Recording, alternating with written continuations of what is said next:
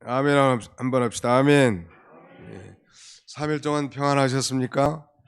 네.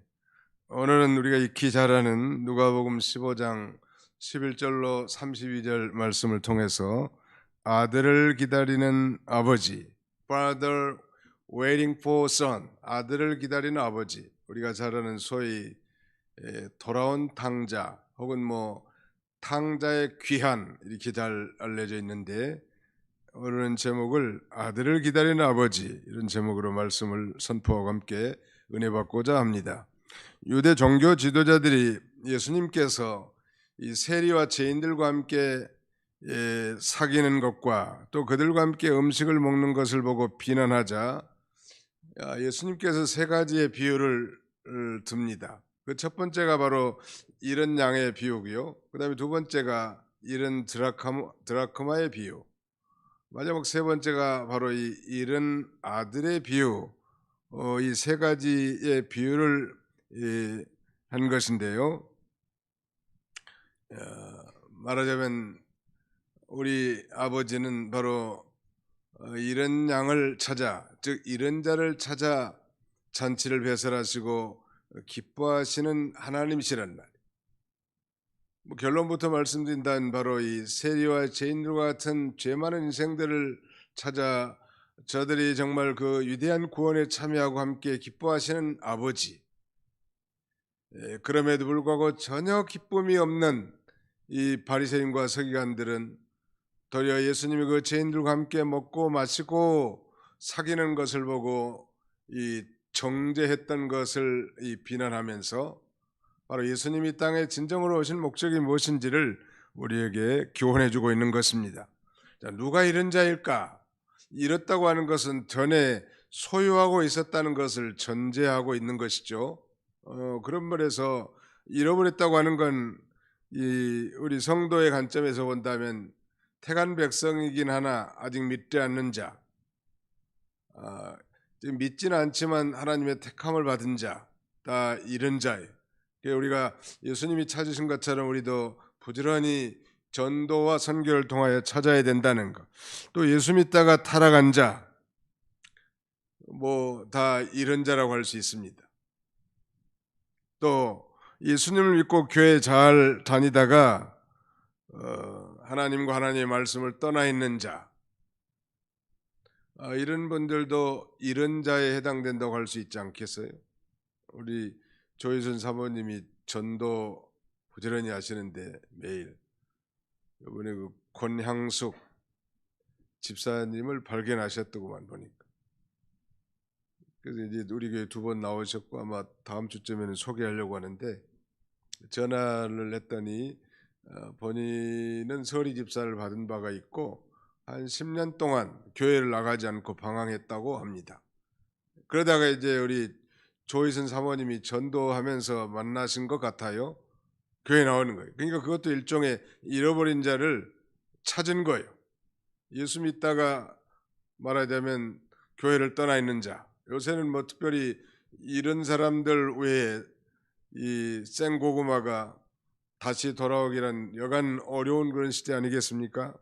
아무튼 아들을 기다리는 아버지, 아버지가 아들을 기다린다는 말이에요. 제가 전에 몇 번 소개한 바 있습니다만, 어니스트 해밍웨이 하면 미국의 유명한 소설가 있죠. 그의 대표적인 작품은 노인과 바다라는 소설인데, 그는 일약 이 노인과 바다를 통해서 노벨 문학상을 받은 인물이죠. 그런데 그 어니스트 해밍웨이의 단편 소설 세계의 수도에 보면 스페인 마드리드를 배경으로 하고 있는데, 거기 주인공 하나의 이름이 파코라고 하는 주인공입니다. 스페인에서 파코는 프란시스코를 줄여 부르는 아주 흔한 이름이라고 합니다. 아주 한국의 영자, 미자 이런 식으로 한국의 아주 흔한 이름, 파코, 아주 흔한 이름이란 말이에요. 그 정도로 이 스페인에서는 흔한 이름이라고 하는데, 그 소설의 줄거리 중 한 부분을 보면 아버지와 갈등이 끊이지 않았던 아들이 집을 나갑니다. 그렇게 오랜 시간이 지났지만 아들이 돌아오지 않자 아버지는 아들과 화해하기로 마음을 먹고 아들을 찾아 스페인의 수도 마드리드를 원거리를 헤매이죠. 그러나 결코 그 아들과 연락할 길이 없던 아버지는 공리 끝에 많은 사람들이 볼 수 있는 신문의 광고를 냅니다. 아주 두 줄로 된 짧은 광고인데 이거에 사랑하는 파코에게 내일 12시에 신문사 정문 앞으로 아버지를 만나러 오기를 바란다. 아버지는 너를 이미 다 용서했다. 이렇게 광고를 냈습니다. 그리고 다음날 신문사 앞에는 신문 광고를 본 파코라는 이름을 가진 사람 무려 800명이 젊은이가 저마다 자기 아버지를 기다리고 있었습니다. 이만큼 이 파코라는 이름이 많다는 거에 말하자면 아버지는 그곳에 모인 이 800명의 젊은이를 통해서 실로 수많은 사람들이 방황하고 있다는 것, 또 그들도 용서를 원해 기다리고 있다는 걸 알 수 있는 것이죠. 오늘 본문에서도 둘째 아들, 그가 정말 자기 몫에 태인 이 유산을 가지고 타국으로 가서 그야말로 허랑방탕하다가 마침내는 영육간에 비참한 상태가 됐고 이제 먹을 것이 없어서 쥐엄 열매를 먹는가 하면 돼지 키우는 말하자면 집으로 이렇게 전락하게 됐단 말이에요. 비참한 상태가 된 거예요. 그러다가 이제 하루는 그런 생각을 하는 거예요. 내 아버지 이제는 정말 이 먹을 것도 많은데 내가 아버지 집으로 돌아가야 되겠다.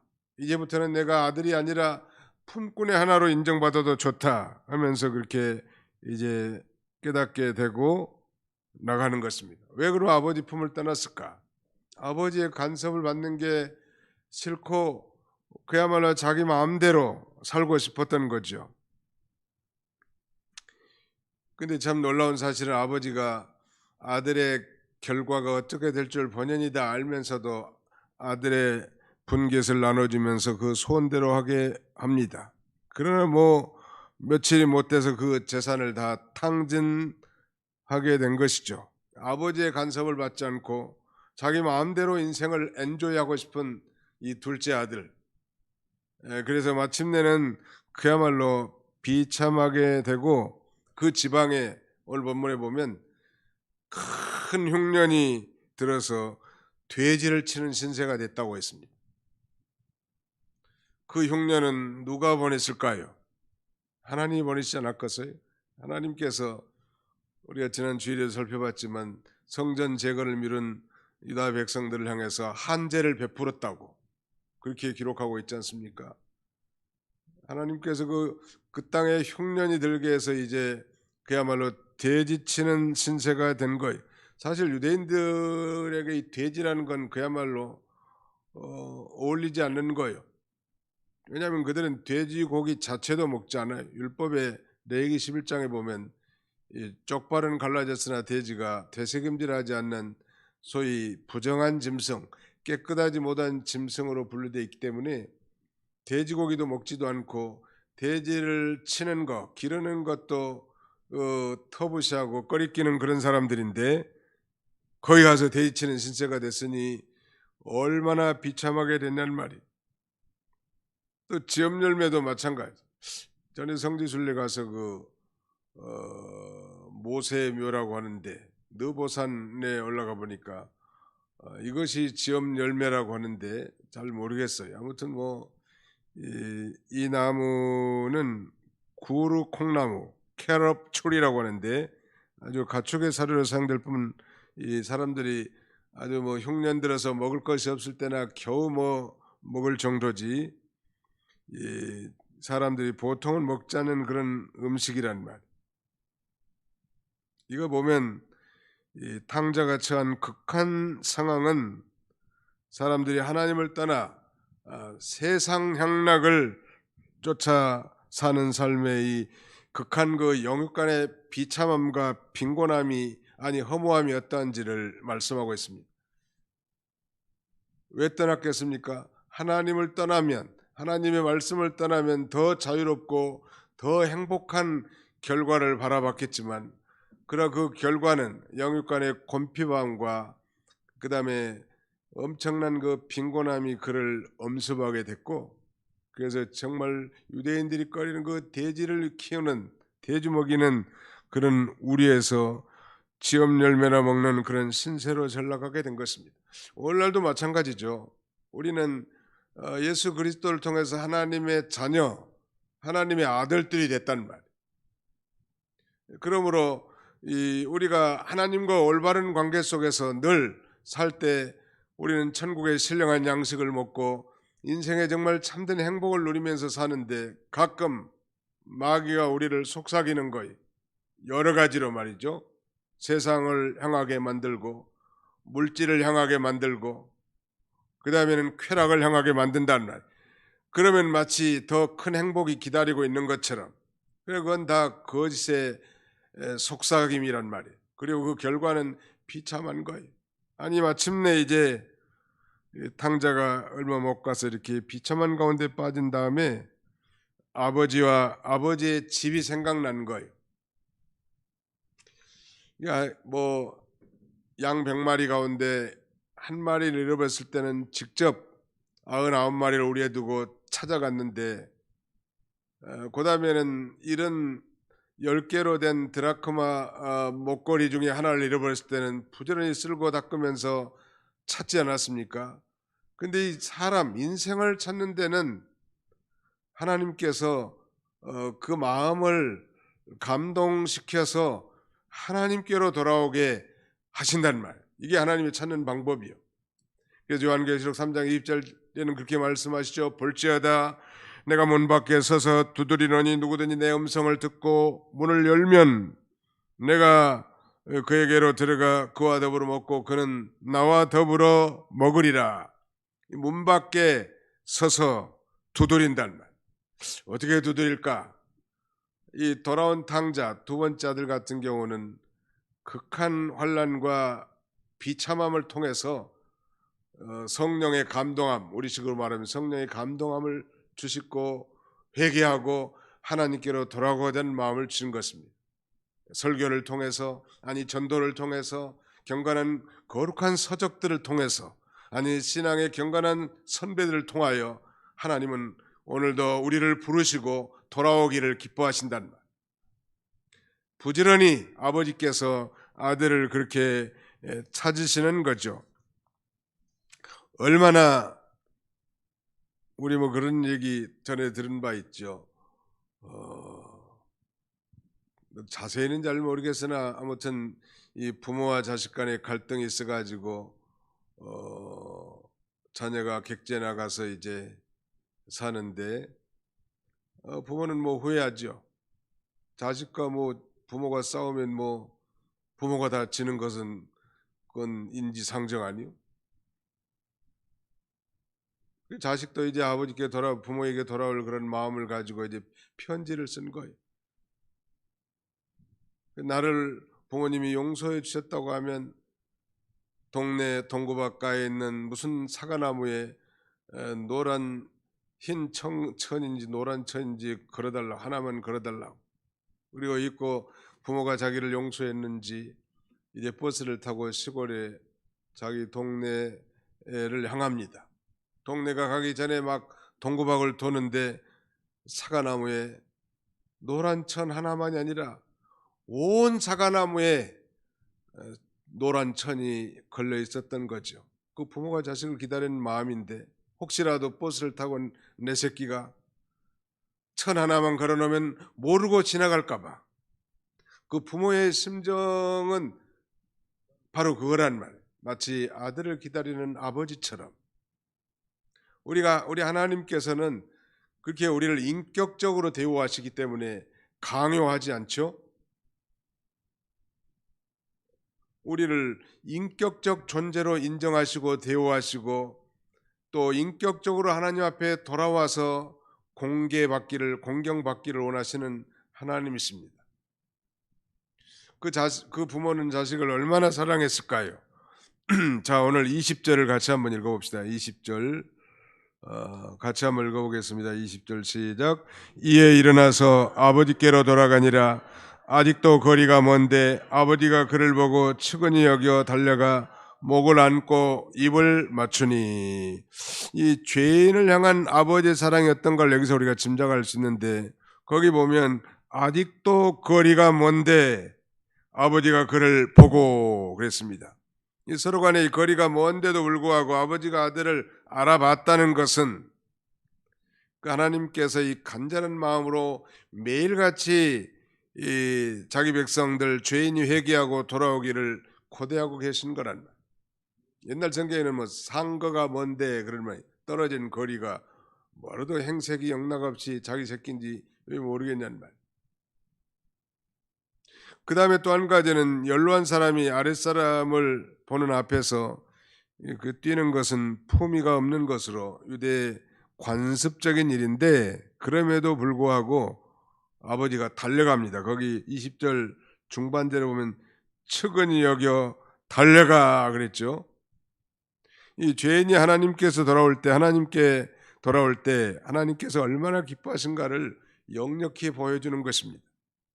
이 교회는 그러니까 새로운 사람들이 전도되어 올 때 기쁨이 넘칩니다. 예수님은 전도를 그래서 자기의 양식이라고 말씀하셨습니다. 내 양식은 내 아버지의 뜻을 행하는 것입니다. 내 아버지의 뜻은 아들을 보고 영생을 얻는 이것이니 라고 말씀합니다. 전도하는 것이 영혼의 양식을 먹는 것이죠. 물론 모든 봉사, 섬김, 예배, 찬양 다 영혼의 양식을 먹는 것이겠지만, 특별히 가장 성숙한 그리스도인의 표시는 전도예요. 왜냐하면 그건 자기 힘으로 할 수 없는 것이기 때문에 하나님 앞에 기도할 수밖에 없고, 하나님 앞에 기도함으로 하나님이 주신 그 지혜와 능력으로 이 일을 감당하고, 하나님이 내게 베풀으신 그 놀라운 사랑으로 영혼을 바라볼 수 있는 눈을 주기 때문이죠. 측은히 여겨 달려간 거예요. 우리 주님이 그런 그 심정이. 요새 참 아이들을 많이 낳지 않는 시대이고, 특별히 한국은 유별나게 심하다고 다들 얘기 들어보셨을 것 같아요. 그 동네에서도 정말 아이가 나면 새끼줄에 고추야 숯을 걸어가지고 참 그 아기들 울음소리가 있어야 참 기쁨이 넘칠 텐데, 그러니까 맨 싸우는 거예요, 부부간에. 교회도 마찬가지입니다. 자꾸 전도되고 영혼이 들어오면 교회가 살아 넘치고 역동성이 있는 데 반해서 전도가 되지 않으면 이제 이 닭들이 묵은 닭이 돼가지고 확확 찌르는 거예요. 이제 싸우는 거예요. 기쁨이 없어지고 감사가 식어지는 거죠. 아무튼 이 아버지의 마음이 그런 심정이라는 거. 그 다음에 아버지가 이 아들의 목을 안고 입을 맞춘 것은 이 죄인에 대한 무조건적인 그런 사죄의 은총을 나타낸 것이라고 알 수 있을 것입니다. 아무튼 아버지가 이 돌아온 탕자를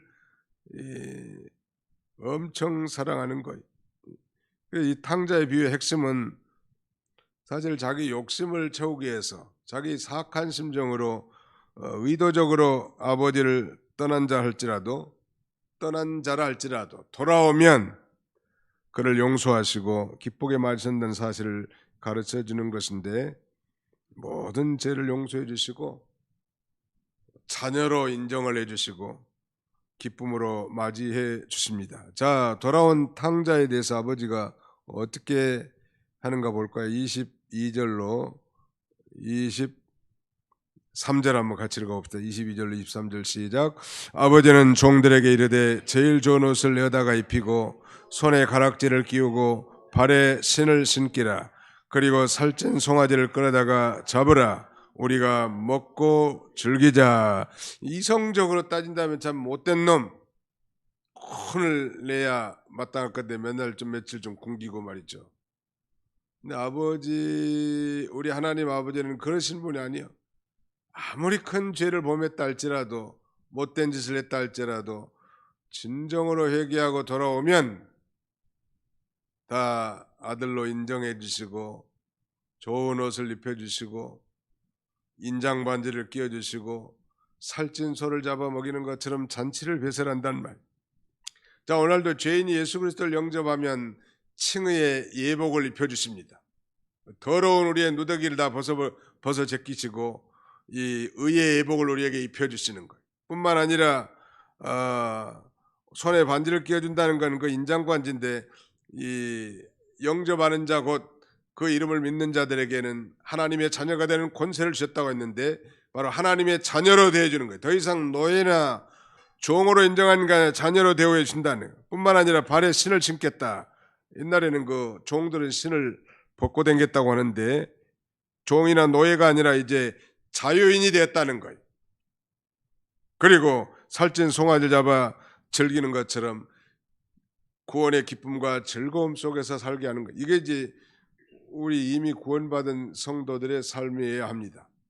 하나님께서 우리에게 칭의, 의의 예복을 입혀주셨고, 아들의 권세로서 장차 하늘 기업의 상속자로 삼아주셨을 뿐만 아니라, 이제 종이 더 이상 죄와 마귀의 종이 아니라 하나님의 아들로서 자유인으로서 정말 살아갈 수 있도록 구원의 감격과 기쁨으로 살아갈 수 있게 하셨다는 걸 언제나 우리가 기억하면서 우리가 신앙생활을 하는 거예요.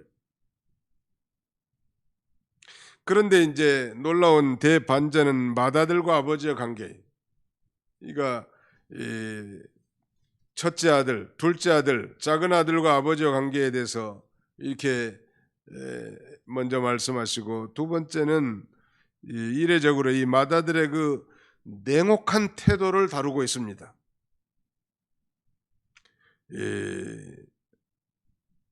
어떤 태도를 취했는가 한번 볼까요?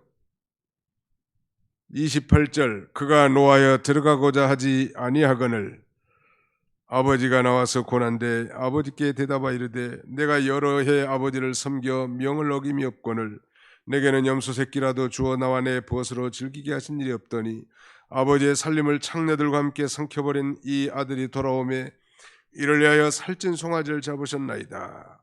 참 기뻐하지 못한 것. 당시 이 바리새인과 서기관들의 잘못이 어떤 것인지를 분명히 지금 지적하고 있는데, 오늘 본문을 정확하게 이해하기 위해서는 오늘 누가복음 15장 1절로 2절을 이해합니다. 누가복음 15장 1절로 2절을 보십시오. 모든 세리와 죄인들이 말씀을 들으러 가까이 나오니 바리새인과 서기관들이 수군거려 이르되 이 사람이 죄인을 영접하고 음식을 같이 먹는다 하더라. 돌아온 동생의 환영잔치에 참여하지 않으면서 화를 내는 이 맏아들의 모습은 바로 예수님께서 이 죄인들과 세리들과 함께 식사하시자 2절에 이 사람이 죄인을 영접하고 음식을 같이 먹는다라고 하면서 예수님을 원망했던 이 바리새인들과 서기관들의 태도와 흡사한 거예요. 이거야말로 그들의 그 영적 교만과 편협한 특권의식, 그리고 하나님의 사랑을 이해하지 못한 영적 무지에서 나온 거예요. 여러분, 사랑하는 성도 여러분, 성숙한 믿음이란 모든 교우들을, 형제들을 진정으로 사랑하는 거예요. 여러분의 10년 가운데 누구 한 사람이라도 똑같이 사랑하지 못하고 미워한 사람이 있다면 그것은 옳지 않아요. 어울리지 않는 거예요. 우리 그리스도인의 세계는 일시적으로 부패성이 있으니까 미운 생각이 좀 들겠죠. 그래도 하나님이 나를 사랑하는 걸 생각한다면 우리는 진정으로 사랑할 수 있어야 합니다. 오늘 아버지의 모습을 보십시오.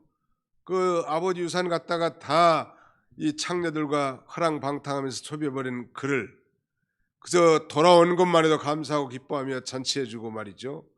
이 즐거워한 그 아버지의 마음은 조금도 묻어봄이 없이 세상에 이렇게 냉혹한 태도를 취한 거예요. 한마디로는 삐진 거예요. 그리고 아주 우리가 깊이 상고해볼 중요한 말씀 가운데 하나는 29절인데요. 아버지가 나와서 고난데 29절 아버지께 대답하 이르되 내가 여러 해 아버지를 섬겨 명을 어김이 없거늘 내게는 염소새끼라도 주어 나와 내 벗으로 즐기게 하신 일이 없더니, 이 섬긴다는 말, 그 헬라 말의 종이라는 말을 둘로스라고 하는데요. 이 섬겨라는 말이 룰리오인데 이 말은 종과 같이 섬겼다는 사실을 암시하고 있습니다. 그들은 하나님을 섬기되 하나님의 영적 자녀로서 하나님의 아들로서 정말로 살지 못하고 기쁨이 없이 섬기고 율법을 지키되 율법의 근본 정신은 망각하고 말하자면 형식적으로 지키기에만 급급했음을 유추할 수 있는 것입니다. 이게 바로 바리새인과 서기관들의 신앙 자세예요. 우리는 그런 종으로 섬기는 게 아닙니다. 우리가 교회에 나오면 우리 모두가 다 한 사람 한 사람이 다 주인이고 하나님 아버지 앞에 당당한 이 아들이고 자녀란 말이에요. 그러므로 정말 기쁨과 감사함으로 우리가 교회를 섬기고 하나님을 섬기는 것입니다. 그런데 이 큰아들은 아버지를 섬기기는 섬겼지만 기쁨이 없이 섬긴 거예요. 종과 같이, 마치 바리새인과 서기관 같이 그렇게 섬긴 거죠. 말하자면 또 아버지의 명을 어긴 적이 없다고 했지만 그 율법의 근본 정신을 외면한 채 형식적으로 지키기에 급급했다는 거예요. 바리새인과 서기관들이 그거 아니에요. 율법의 근본 알맹이는 다 빠뜨리고 껍데기만 붙들고 있는 거예요. 안식일 지키는 것도 마찬가지 아니에요. 정말로 18년 동안 고통당하는 한 인간을 하나님이 안식일에 자유케 해준 게 안식일의 정신인데 말이죠. 그 안식일 준수에 그 껍데기만 생각을 하고 다른 사람을 판단하고 정죄하지 않았습니까?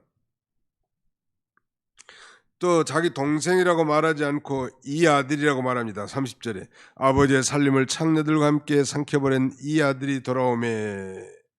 세리와 같은 당시의 이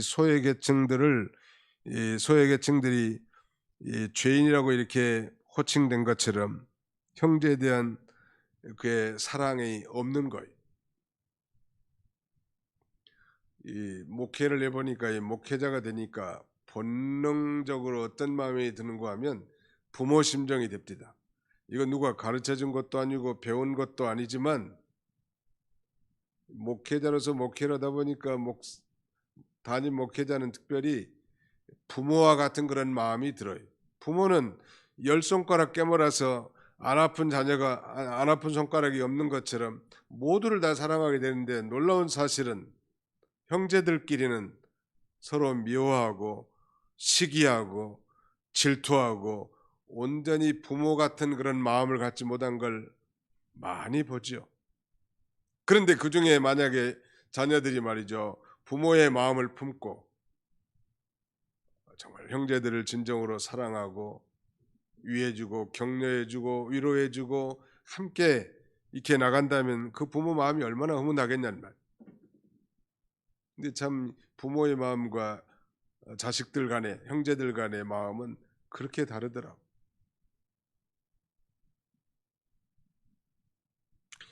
또 자기 아버지의 재산을 상속받을 장자임에도 불구하고 그걸 깨닫지 못하고 그 염소와 송아지 한 마리로 불평하는 것은 그야말로 너무 참 야속하단 말이에요. 바리새인과 서기관들도 마찬가지. 그들이 가지고 있는 하나님의 엄청난 축복과 영적인 특권이 무엇인지 깨닫지 못하고 있는 것과 마찬가지. 거기 31절에 보실까요? 아버지가 이르되 예 너는 항상 나와 함께 있으니 내 것이 다 내 것이로되. 동생은 이미 자기 분깃 가지고 나가 사랑방탕했고 이제 아버지께 다 자기 것이 될 텐데 말이죠. 염소 새끼 한 마리 가지고 불평해서 되겠냐는 말이에요. 이들의 결국은 무엇일까요? 예수님의 말씀대로 하나님 나라 밖에 쫓겨남을 당하고 대신 그들로부터 조소받던 세리와 죄인들이 그 나라를 차지하게 될 걸 가르쳐 줍니다. 그러니까 여기 탕자 두 번째 아들은 세리나 죄인을 상징한다고 할 수 있고요. 더 나아가서 이방인과 같이 뒤늦게 하나님의 은혜로 구원 얻을 자를 가리키는 반면에 맏아들은 이 같은 이 사제의 은혜에 대하여 못마땅하게 여긴 바리새인과 서기관, 그리고 한 걸음 더 나아가서는 전 유대인들을 가리키는 것입니다. 자, 오늘 우리는 다 이방인들이라고 했습니다. 이방인들. 정말 이 은혜로 구원받은 것이죠. 도저히 자격이 없는 자에게 베풀으신 하나님의 그 위대한 구원, 위대한 호의를 우리가 받은 자. 그러니까 우리는 늘 감사하고 또 형제들을 진정으로 사랑하고 그 아버지의 사랑을 이미 받았으니까 그 사랑으로 이제 잃어버린 자들을 찾고 섬기고 해야 되지 않을까요? 베드로 사도는 베드로전서 2장 25절 이하에 그렇게 말씀하죠. 너희가 전에는 길을 잃었더니 이제는 영혼의 목자와 감독 되신 이에게 돌아왔느니라. 우리가 전에 과거에다 잃어버린 한 마리 양과 같았고 둘째 아들과 같은 자들이야. 하나님의 은혜로 값없이 의롭다함을 얻고 이제 하나님께로 돌아와 하나님의 자녀로서 영광스러운 길을 걸어가게 됐단 말이에요. 그러므로 정말 아버지의 마음을 이제 더 이상 아프게 하지 않고 헤아려서 아버지를 기쁘시게 하는 그런 삶을 사는 저와 여러분들이 다 되시기를 주님의 이름으로 축원합니다.